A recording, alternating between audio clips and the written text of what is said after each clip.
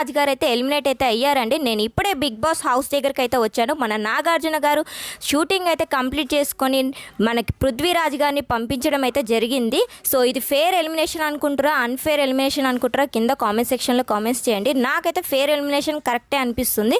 ఎందుకంటే తను ఆడే పద్ధతి ఆడవాళ్ళు అనేది నాకైతే కరెక్ట్ కాదనిపిస్తుంది. ఏమనంటే ఆడవాళ్ళ మీద పడడము ఎంత ఉన్నా మన బిగ్ బాస్ గారు కరెక్ట్ డెసిషన్ తీసుకొని ఎలిమినేట్ చేసేయడం చాలా మంచిగా అనిపించింది.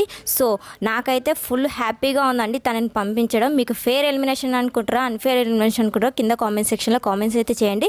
వీళ్ళైతే చాలా బాగా ఆడుతున్నారండి. మనకి యష్మి గౌడ్ కానీ, ప్రేరణ కానీ, మనకి నిఖిల్ కానీ, మణికంఠ కానీ, విష్ణుప్రియ కానీ వీళ్ళైతే చాలా బాగా ఆడుతున్నారండి. వీళ్ళు టాప్ 5లో ఉంటారేమో అనేసి నాకైతే అనిపిస్తుంది. మీకైతే ఎవరు టాప్ 5లో ఉంటారు, ఎవరు బాగా ఆడతారో కింద కామెంట్ సెక్షన్లో కామెంట్స్ చేయండి. అలానే ఇది ఫేర్ ఎలిమినేషన్ అనుకుంటారా, అన్ఫేర్ ఎలిమినేషన్ అనుకుంటారా, కింద కామెంట్ సెక్షన్లో కామెంట్స్ చేయండి. Thank you friends.